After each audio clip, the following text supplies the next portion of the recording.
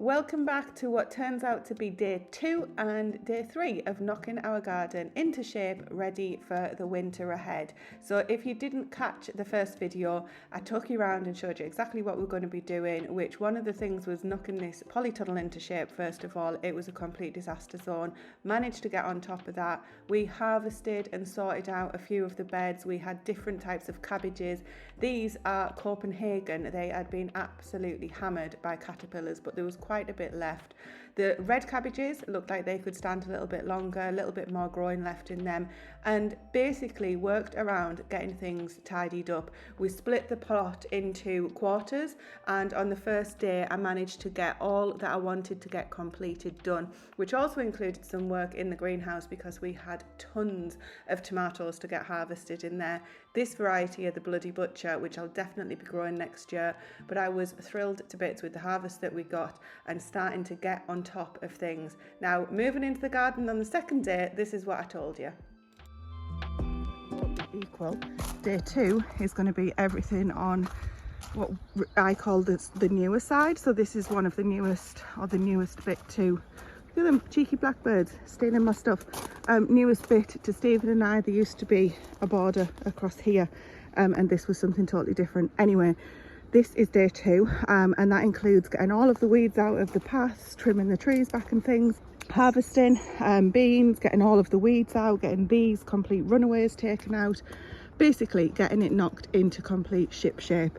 Things that have suffered in the heat, that have gone to seed, that can be taken out, be given to the chickens now that we don't have pigs, etc.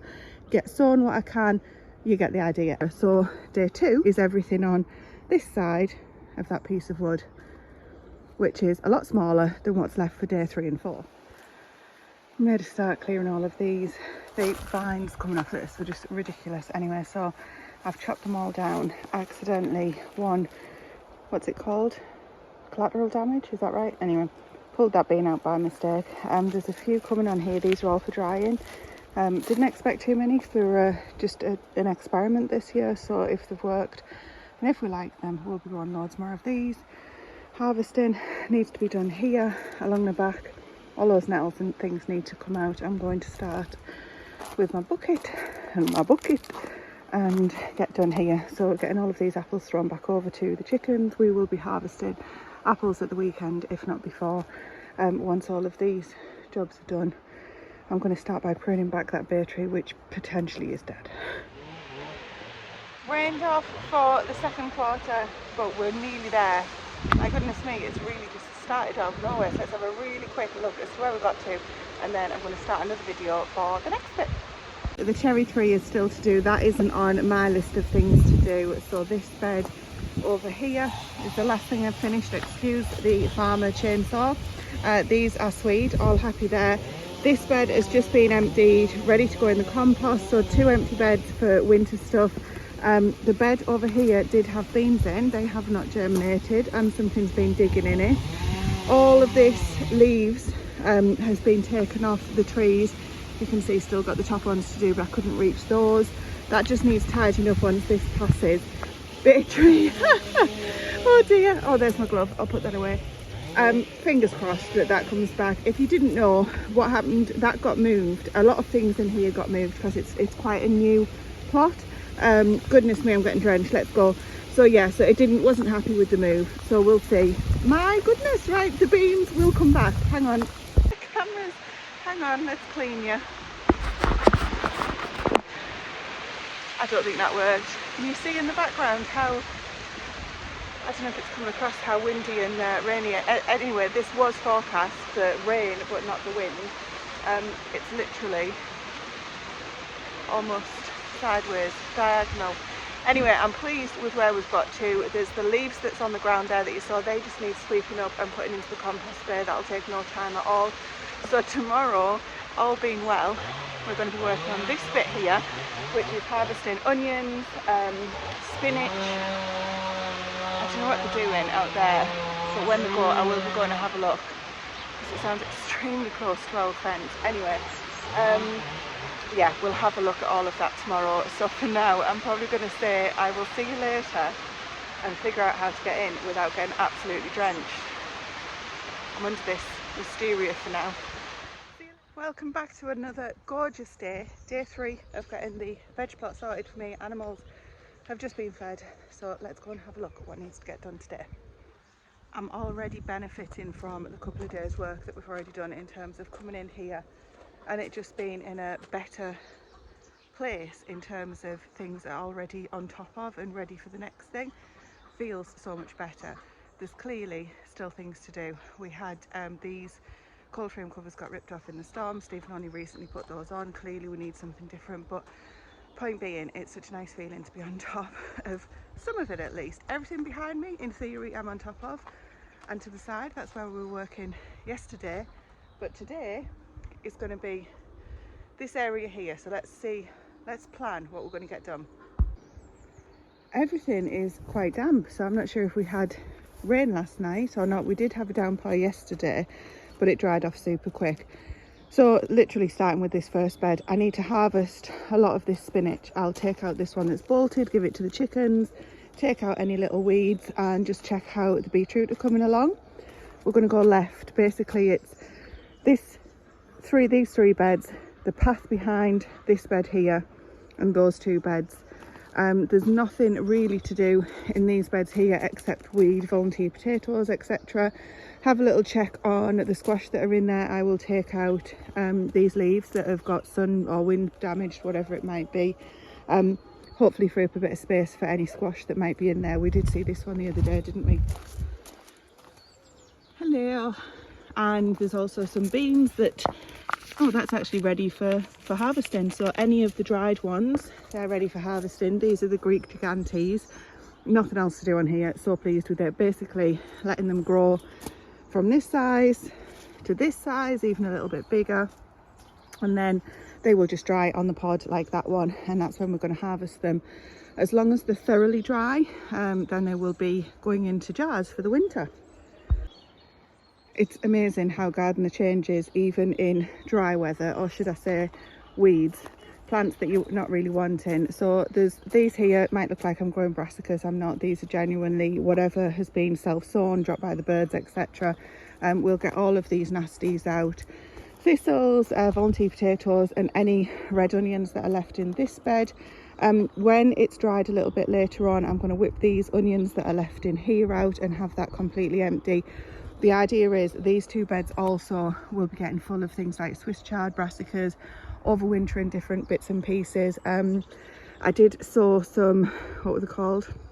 Turnips and things over in the plot there, but it's been too dry for them. It didn't get watering them once a day after work just isn't sufficient in that weather basically. So that's the plan for those beds. I've already said this one, so I'm thinking that shouldn't take too long at all. So if I've got time, I'll clear up the rhubarb, so the leaves that have already sort of gone over. I'll take out, yeah, I'm just looking, thinking to prune or not to prune, not yet. If I've got time, I'll get on with this bed here and weed that bed there, because I'm trying to basically do half of the amount. So in this bed, loads of beetroot to harvest, lettuce to go to the chickens as I showed the other day, some absolutely gigantic beetroot in there. Basically weed it and get it tidied up. Again, shouldn't take too long. Same for this bed. If there's any carrots, I think I saw one carrot that had started to throw off a flower, they will go to the goats. Believe it or not, I did this tomato bed the other day, but the canes just aren't strong enough to support the tomatoes. So plan for next year, because as part of this, what I've been doing is deciding what I'm going to be doing next year and sticking to it. So although these tomatoes have been fantastic and productive, the only ones that I'm going to be doing next year, sorry, there's going to be a bit of a shadow, the sun's just come out, outside will be the outdoor girl tomatoes, and I'm going to try and keep them as more bush tomatoes, just because these beds here are not very deep, and when you put a cane in, it literally is hitting solid ground, probably to do with the weather that we've had this year as well. So yeah, I'm going to put that in my diary for next year and try and just maybe somehow stand these canes up a little bit, so they're not going to be in here for too much longer anyway. Beetroot, we'll have a look. I'm not going to do it now. We'll have a look in here how these are doing. I'm not sure if it's going to be ready for harvest or not, but these will be the winter beetroot. And then same in here, although this won't be today, I don't think anyway. Let's see how we get on. These are the baked potato squash bed. Some funky things going on in this bed. Not what I've shown you previously either, but we will talk about that possibly tomorrow, because I'm not too sure how much I'll get done today. But tomorrow, sneak preview. This is where we got to with this bed the other day, when I was saying that Jack was helping me take down, I can't remember if I said it or not, but Jack was helping me take down the Jerusalem artichokes. They were just causing far too much shade, and basically this is what's left of the potatoes, so weeds and all. But the good thing about this bed is literally all of the foliage will go straight into that bed there. I'm not going to do anything with the gooseberries just yet, but what I will do is when we get some of the winter bedding, that's the goat or the duck bedding that can go straight on, I'll literally pile that on top of everything. That's, you can see the nettles are just intense this year, so I think we need to figure out a different solution for this bed. Having said that, the reason I'm hesitating is we can't figure out a different solution for the raspberries, because they obviously need the free space to come up. I was thinking if we put some black some of the membrane down or something. Anyway, we'll have a think. I'm getting ahead of myself. That's more than likely going to be tomorrow. Let's aim to get up to this beetroot bed today and see how we get on with. We are due rain. When was it from? It's actually going to rain anytime from about 2ish, and it's only super early now. It's not even 8 o'clock yet. So if I can get a good few hours stint out here, I think I'm on my own all day today. Actually, Jack did say he would come out and help if he did, because there's some of those trees that have Stephen topped have started sprouting, and I can't reach the ones further up that again provide too much shade. So if he does come out, he'll be working over there and helping out with that. But that's the plan. Let's see how much I can get done before the rain starts. It's good really that the rain's going to come, one, because I desperately need it, but two, because that kind of forces me inside to do the preservation of the things that we'll be harvesting and the storage of them. I'll get the spinach done. I've also got those tomatoes which we've been using them fresh, haven't got to preserving any yet. A load of courgettes, different things I'm going to try with that. Have you ever heard of what's it called? Mock pineapple? That was a new thing. But they are really big and really tough. I've been taking off the smaller ones. In fact, let's get those harvested today as well. Even if I'm not working up there, let's get them harvested. They will need peeling before I use them. They're probably going to go as well into soups. I'm thinking of doing a tomato and courgette kind of saucy thing, basically, that you can pour over pasta or, you know, meat or whatever it might be. Very versatile. Done that before and they didn't know it was courgette. So, right, let's get started. Just looking at this bed from a different angle. On this one, the calendula actually need deheading. That is a very time consuming job. There are parsnips, if I remember rightly, in between them. And I'm thinking that that might be totally shading them out, because the ones that don't have the calendula between them are obviously, you can see these are parsnips here. And I've just remembered that. So, okay, maybe I've seen people do calendula and parsnips together before and it's worked fine. We'll have a look, we'll see how we get on. But there's obviously nettles, hello, goodness knows what weeds, etc. So there's quite a bit of weeding to do in that bed, but it shouldn't take long. The longest will be deheading of the calendula, I think. Having said that, I think I might just take them out at the bottom and leave just those guys over there, just to give the parsnips a fighting chance, because we'll be eating those. As much as you can use calendula for certain things, we're not going to be eating it. We're going to start by harvesting the spinach. I've just been and got some bags, but on the way I did notice, where's it gone? Oh, there. Look, flipping one caterpillar. I hadn't sprayed them yet with the powder stuff that I've got, so I will get to that, but that's kind of one of the end jobs. So I'm just keeping a manual check on them for now, visual check, and taking any off manually, keeping an eye on things. Can you see it's already, sun's already out massively. It's not hot yet though, so I'm going to make the most of it. This spinach is still really wet. I don't think that's just from the dew. Must have had a downpour overnight, but the ground's not wet. I know we had that huge downpour I got caught in yesterday, but yeah, I think we must have had a good downpour overnight. It's had a good wash anyway. I have just remembered, because I was stood there in that rain yesterday, I didn't get to harvest those beans that need harvesting, so I will grab those as well today. But yeah, not a big deal, won't take long. Now I don't know if you can see, I haven't touched this bit yet, and this bit here, a little bit lower down, is what I've been harvesting. So I'm just literally going in and snapping the stalks and grabbing, you know, a handful at a time and just putting it in the bag exactly as is. This is my second bag. I think I'm going to need a bigger boat, as we say. It's so peaceful this morning. The farmer hasn't started on his flipping whatever he's doing, which I still haven't been out and had a look, but I did notice when I pulled out of the drive that the ancient apple tree, it's not a huge one but it's prolific, has taken a battering for whatever he's done. There was missing branches and things. I'm sure they only do it because they have to, but it's a shame, and it's bloody noisy. I think you can see better from this angle. So obviously done this side. I keep turning my hand over because I still haven't done my nails. Anyway, you can see better this side has been done. This side's not been touched yet, but I've already got two really big. I mean, I can't remember how big they are. Is it 3 gallon or something? I don't do those measurements, but they are really big, and that is quite heavy. Under a kilo, maybe 700 or 800 grams of spinach in each one. So we will close those up for now. I'm going to put those in the fridge. They will be perfectly happy just like that. And then what I'm going to do is today I will go down that other side. I keep looking at the other bed thinking I need to get this weeded, and I need to also get this processed, so I don't want to give myself too much to do. And we're also eating this fresh. So if you're wondering why do we have so much spinach, absolutely love it. It's so good for you. It's prolific, it's a fallback, all of those things. It's growing really nicely now that it's after the kind of the longest day. Seems to prefer that. This is just perpetual. So we will be using this literally in at least 2 meals a day for the next however long it's going to be around for.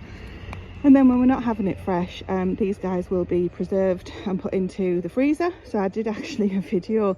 I was laughing because I was watching it earlier just to kind of see what I did on the video. Very similar to this from a harvest point of view. Yeah, so I preserved and froze it in that video. So I'll remind myself when I come to do it how I did it using that.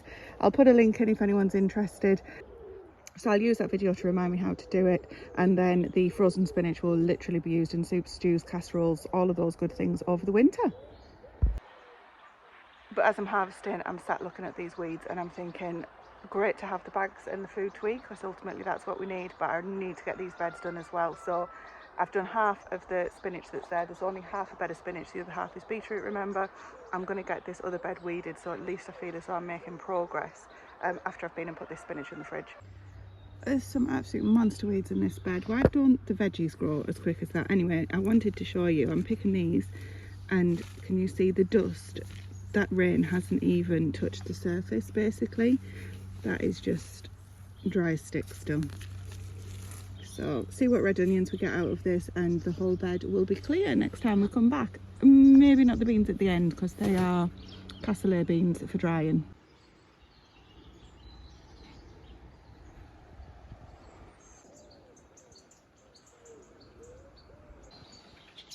Well, that's pleasing, and it is so peaceful. I feel like I need to whisper. All of the red onions are out, little piles around there, which I will cut down the roots tied.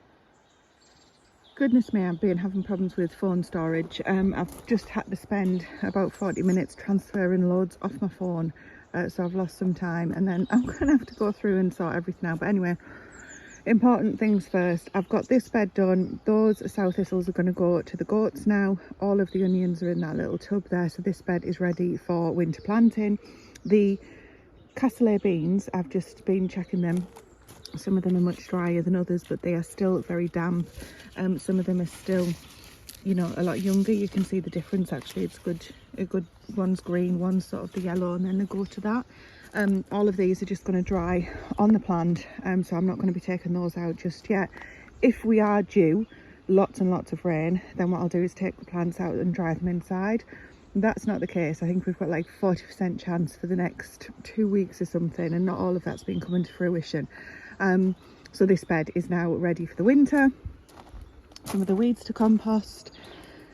This pathway is done, as are the pathway obviously from yesterday. There's more to do on this, but you can just see it's I was looking at the weeds. Apparently the name of this one, or one of the names for it, is, what was it? I've only just read it and I'd forgotten already. I've picked a better one to kind of look. Mad Woman's Milk is one of the names. It's something, it's like a spurge family of weeds apparently. Mad Woman's Milk. Perfect. Would you like some greens? What are you doing under this? Oh, your legs fell off. Oh, not yours. Throw them over there for when Madam comes in, eh?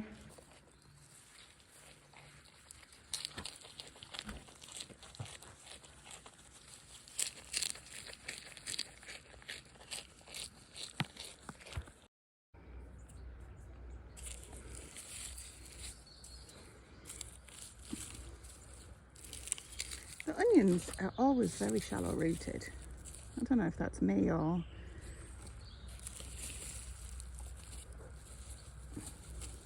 what. Anyway, onion harvests. So we've got the carrots that were sown. I think these were sown first. Certainly been using some of them. This one has gone to flower, so this will become goat food. Clearly not a carrot, that needs to come out, as well as that gigantic thistle. I mean, how do these even appear? And before you know it, they're just suddenly there. There's also another carrot here, which I have a feeling will be going to seed, or trying to at some point. Tree lily randomly, so that needs cutting down, but happy for that to come back next year.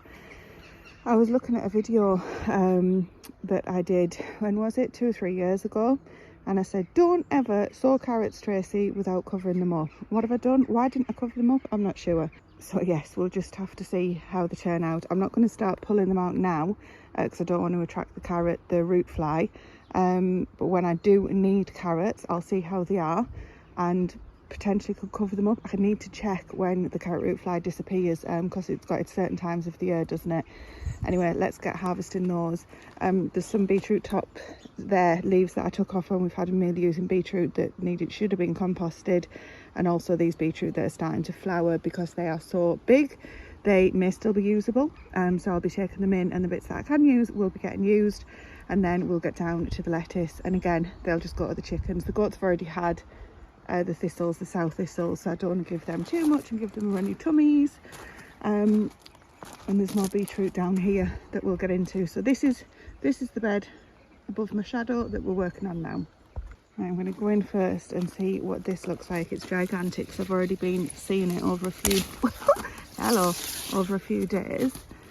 Let me take all these off first because that's not coming out right. Let's twist it and see what happens. All right, they're all stuck together.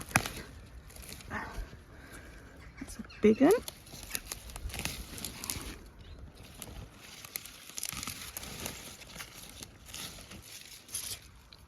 Okay, let's get those out. I can't see the screen because it's so blooming bright, and it's adamant that it's still going to rain in an hour or two. Caught in the act. These beetroot that I'm about to show you were perfect yesterday. Harvest them tomorrow, so I've just gone to harvest them. Look at this. Here's me seeing this little creature the other day. It's smaller than a mouse. What's that? Probably a vole. Oh, hello, aren't you cute? You probably can't do much damage to the garden. Let's have a look. I'm going to come at this angle because I think my screen is shadow is on the right. Look at the biggest beetroot. And you hang on, shadow out the way. What the bloody thing's done. And also, oh, this has got dirty now, it wasn't. He'd left it nice and clean at least. Well, if you don't mind diseases, that'll kill you. Yeah, that as well. So there's a couple that are really nice. How annoying is that though? These were absolutely perfect, and inside them, oh, another one. Fresh, still wet. Anyway, let's see what we can salvage. Well, the good news is that bed's done. I've just taken out, prickles, the last thistle. Bad news is I didn't video any more of it because there was too much blue air, shall we say. That flipping whatever has literally destroyed 3 rows of what's it called? Burpees golden beetroot, which last year didn't work for me, but I really liked the taste of the ones that did. This year worked fantastic. clearly not the only one that likes the taste of it. Oh, that other bed. So that's the one that it's just eating all the stuff out of. Then you've got the tomato. Oh, hang on, let's just have a look together. I hope it hasn't started on the other beetroot. So this is where there was 3 rows here, and some of them are salvageable, some of them are just disgustingly not. This bed's next, but I'm just thinking, heck, is it got in here? Excuse the shadows. Something else, look. Can you see? If I bloody find it, it'll be the last thing you know about.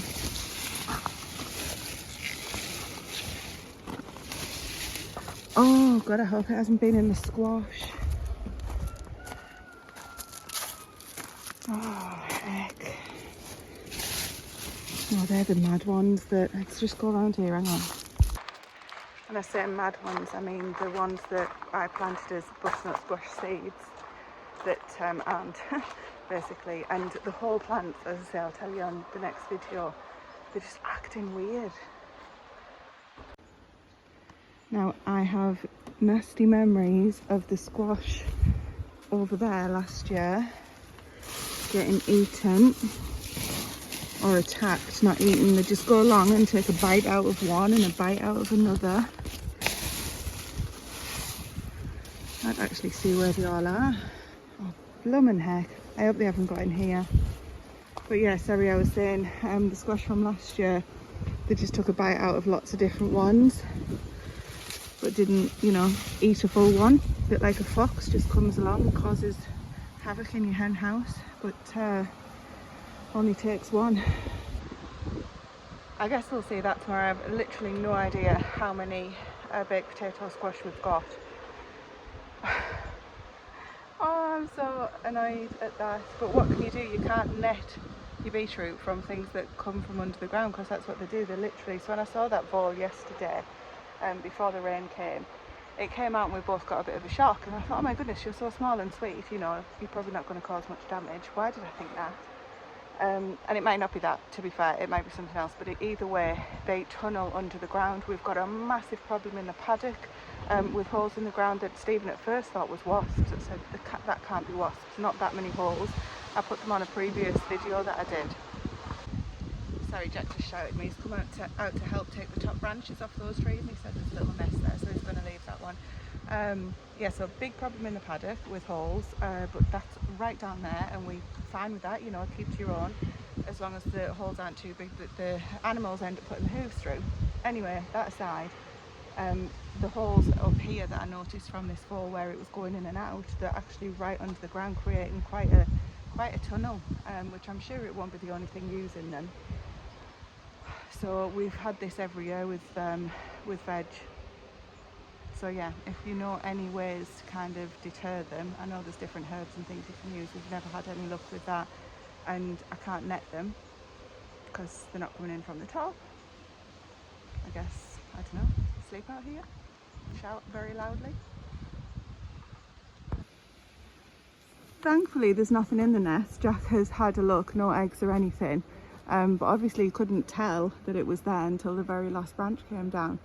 But very sweet. Hang on, I'll send you up if I can.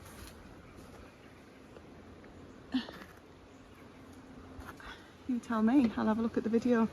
So the idea of this is these trees got taken down when we put this plot in quite a long time ago, and when we put fruit trees in. There's plenty of other trees around for nesting and for coverage and wildlife, etc. So we tried to stay on top of these to stop too much shade coming in, but unfortunately didn't manage to stay on top of them quite so quickly this year. They grew at a rate of knots despite the weather. So Jack's helping me, he's just going to get this tidied up. There's this one here, and then the one with the birdhouse was completely covered as well. So I want all that doing for the winter. Well, one, so that we can get to the birdhouse, but two, for the last bits of summer, so that it doesn't provide too much shade when we've got the last of the sun. Literally just felt the weather change that's coming. So I'm going to get the beetroot that I've salvaged into my shopping basket, quite literally. I don't even know where we got that from. Somebody gave us something in it. Anyway, and get this last bed weeded, and then I'm thinking we probably need to harvest these guys and store the ones that are untouched for winter. But I can feel the wind's picking up, the temperature's changing literally as I'm stood here. So I want to get this bed done first, and if we get this done, I'll be pleased. That's going to be quite a big job, getting all of those harvested.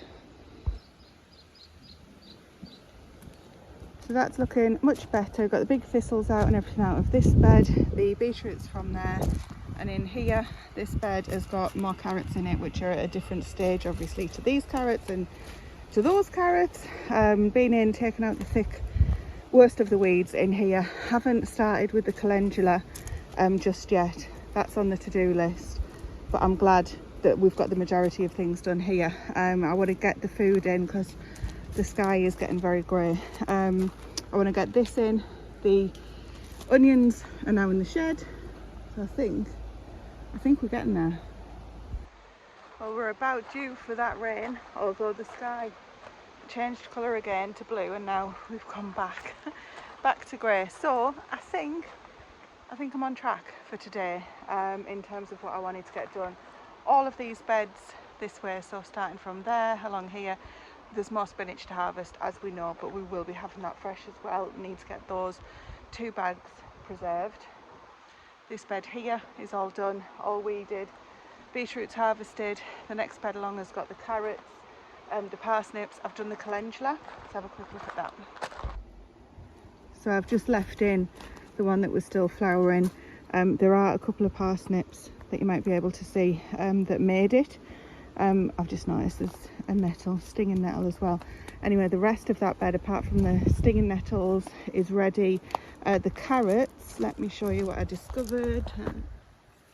There's carrots there ready in this bed too, although I'm pretty sure this bed were the first one sown.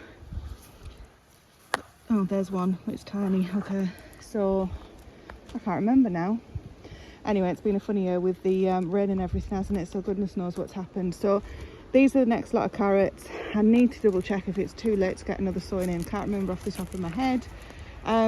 This bed, I've decided to just leave that beetroot and harvest it when I've got the preserving of the rest of the stuff done. Again, the point of what I'm trying to do for these few days is just get it to a state where I walk in and I don't want to turn around and walk back out again because it's just too weedy, too much to do, etc. So walking in and thinking, oh fabulous, I've got beetroots that I can harvest and have straight away, or can do some preserving. That's a totally different feeling to walking in and thinking, oh my goodness, where do you start with the weeds? So that's that. I'm undecided on these tomatoes. These have just ripened in the last couple of days, by the way. As you can see, the weight on them, excuse all the blue tape, I know people don't like plastic, but we do have it, and we've got stay still, we do have it, so we're using it until we don't have it, and that's that basically. Yeah, I haven't decided 100% what to do with them, but again, that's going to take not long if I decide to put some horizontal bamboo canes on. Not sure, so we'll see. Anyway, really pleased with what I've got done on that side.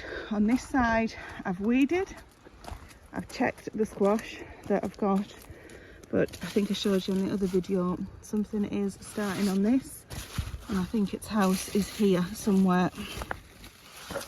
House has been filled in, what a shame. Yeah, so that's going to stay until, well, probably end of October. Get those harvested depending on the weather. I've had a look, there are not many beans like this, but let's take a look at this one. If you've never seen, hang on, let me just open it.